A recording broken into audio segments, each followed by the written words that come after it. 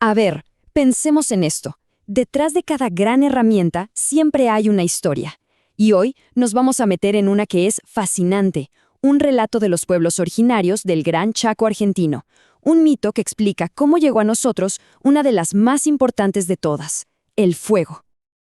Para entender esta historia, hay que viajar muy pero muy atrás en el tiempo, a una época después de que un incendio gigantesco lo quemara todo. El mundo volvió a crecer. Los árboles, las plantas, pero la gente se encontró de golpe sin nada, enfrentando un mundo sin el calorcito y la luz del fuego. Así que, acá arranca el nudo de la historia, la pelea por sobrevivir en un mundo que de repente se volvió frío, oscuro, sin ese tesoro que era todo. Y ojo, no era solo el frío, ¿eh? Imagínense, la comida cruda, la noche cerrada, el miedo a que cualquier bicho te apareciera de la nada. La falta de fuego no era una simple molestia, era una amenaza constante, una pérdida que se sentía hasta en los huesos. Pero acá viene lo interesante. Resulta que el fuego no se había ido del todo. No, alguien lo tenía. Y lo peor, se lo estaba guardando para sí mismo. Claro, en medio de toda esa desesperación, había una sola fogata prendida en todo el monte. Una lucecita de esperanza, sí, pero en las peores manos posibles. Y eso generaba una tensión tremenda en la comunidad. Y acá es donde aparece el malo de la película. El único dueño del fuego era nada más y nada menos que el yaguareté. El mito lo pinta como un ser malo, egoísta, enemigo de la gente. Se quedaba ahí, al lado de su fogata, disfrutando del calor mientras el resto del mundo se moría de frío. Bueno, la cosa no daba para más. La gente y los animales del monte se cansaron y dijeron basta, hay que hacer algo. Y así se organizó el primer intento para recuperar el fuego. El primero que levantó la mano, el valiente, fue el oculto, un roedor que conocemos como tucutucu, que era el más capo de todos cavando cuevas. Su plan parecía bueno, cavar un túnel por abajo, llegar justo debajo de la fogata del yaguareté y ¡zas!, manotear una brasa sin que nadie lo viera.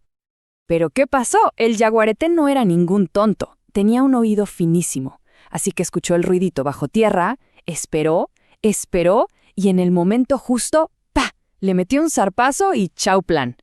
El oculto volvió todo golpeado y derrotado. La lección quedó clarísima. Por la fuerza, o de frente, imposible. No iba a funcionar. Entonces, si por la fuerza no se podía, había que usar la cabeza. Y acá es cuando la historia da un vuelco, y aparece un héroe totalmente inesperado. Uno que no usaba los músculos, sino el cerebro. Y ese héroe fue el conejo. Sí, el conejo.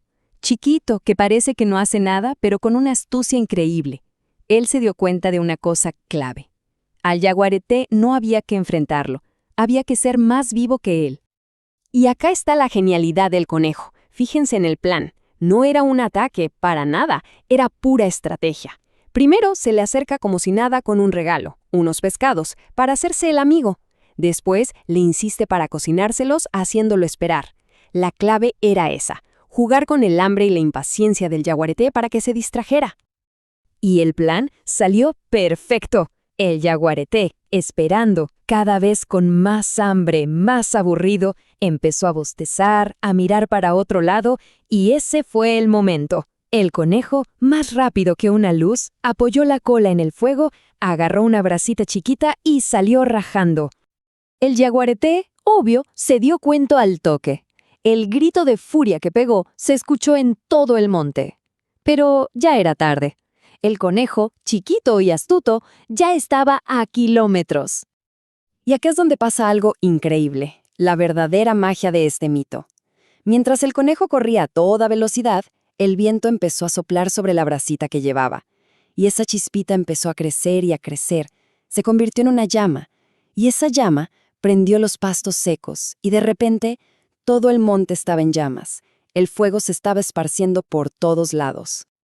Este final es espectacular, porque no solo nos cuenta cómo la gente recuperó el fuego, sino que también explica por qué algunas cosas en la naturaleza son como son. Deja marcas, literalmente.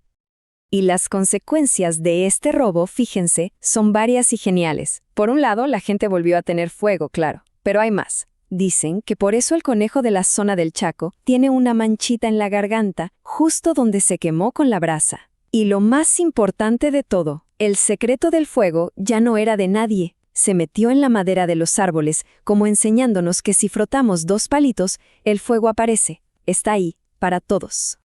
Y al final, esta historia nos deja pensando, ¿no? ¿Es solo un cuento para explicar de dónde salió el fuego? ¿O nos está diciendo algo más? Algo mucho más profundo. Quizás sobre cómo la inteligencia y el trabajo en equipo pueden más que la fuerza bruta y el egoísmo, sobre todo cuando se busca el bien de todos. Este relato del robo del fuego es apenas uno de los miles de cuentos que los pueblos originarios de nuestra tierra han contado durante generaciones. Cada uno es como abrir una ventana a su forma de ver el mundo, a su sabiduría.